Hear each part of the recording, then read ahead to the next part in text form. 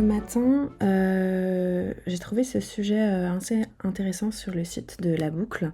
Ça fait écho à un sujet sur lequel j'avais déjà fait un daily il y a quelques temps, il me semble, qui à première vue ne semble pas avoir un lien direct avec notre métier, mais qui en fait pour moi a beaucoup de lien avec ce qu'on fait.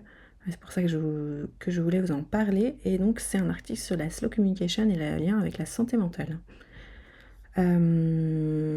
Parce que bon, on le sait tous, on reçoit beaucoup de notifications tout le temps, que ce soit dans la vie professionnelle, personnelle, que ce soit sur l'actualité, nos relations, les réseaux sociaux, etc. Et donc c'est un phénomène qui s'appelle l'infobésité, ou aussi appelé la surcharge informationnelle, pardon, et qui crée des difficultés de concentration, d'anxiété, de procrastination, de sommeil, de fatigue, etc.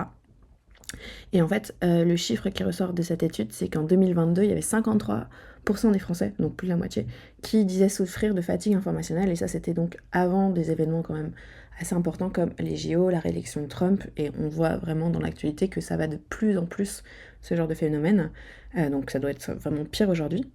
Et donc la définition de l'infobésité de Larousse, c'est la surabondance d'informations imputée aux chaînes d'information en continu, aux nouvelles technologies de la communication et à la dépendance qu'elle crée chez l'utilisateur. Et c'est ce mot dépendance que je trouve assez fort, parce que la dépendance, elle se crée pas juste à partir de rien, et donc il y a des leviers, des choses qui sont mises en place volontairement ou involontairement dans toutes ces technologies de l'information auxquelles nous on participe en tant que designer, qui sont assez intéressantes à connaître et à voir comment on peut agir sur ce sujet-là.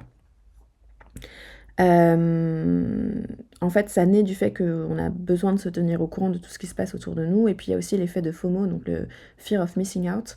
On n'a pas envie de passer à côté de quelque chose, donc on se connecte régulièrement, on essaye de voir s'il y a des choses importantes qui sont sorties, ou ce genre de choses. Et donc nous, on l'a vu régulièrement en tant que designer, c'est un levier sur lequel on peut jouer, ce fear of missing out, dans des stratégies un peu marketing, commerciales.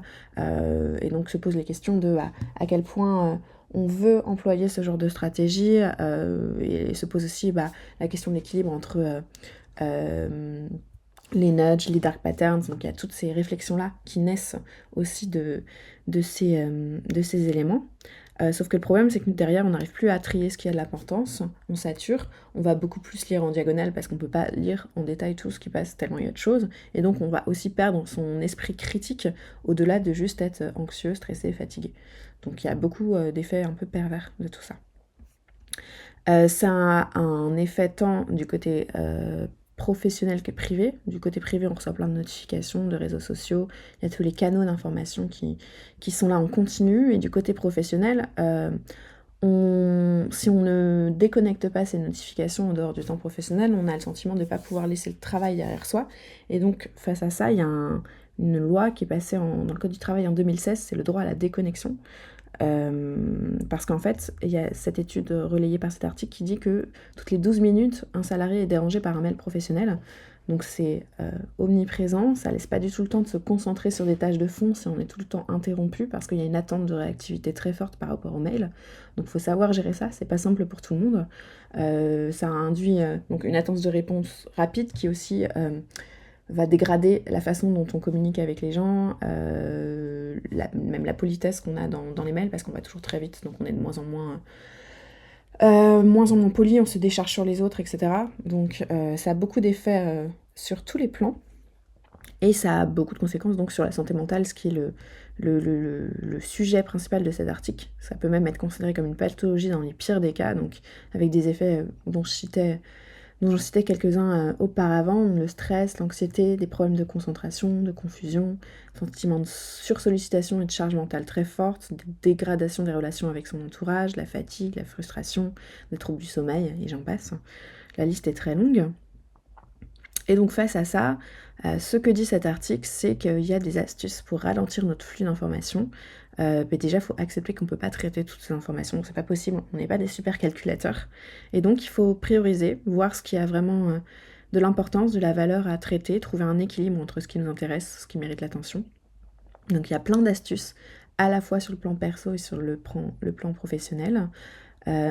Utiliser des applications pour contrôler le temps d'écran, définir une plage horaire sans écran, mais surtout ce que je trouvais le plus impactant, c'est ne pas autoriser les notifications, vous désabonner des newsletters et passer son téléphone en noir et blanc.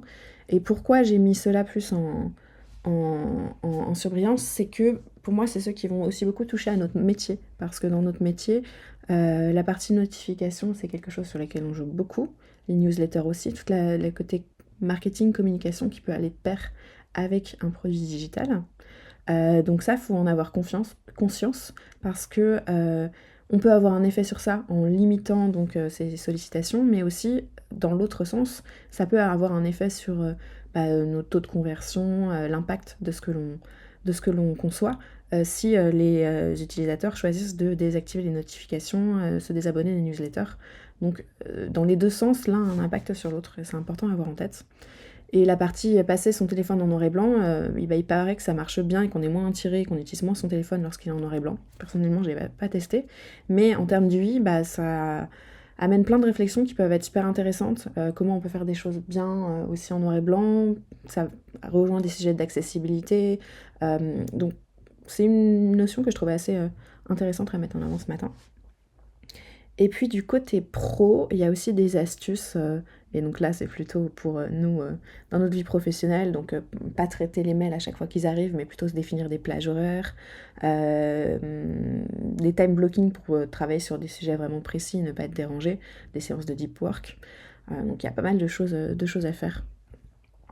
Et donc un des avantages, enfin un des sujets qui peut être aussi pertinent dans ce cas, c'est la slow communication. Donc, c'est ce sujet dont j'avais déjà parlé en daily il y a quelques temps.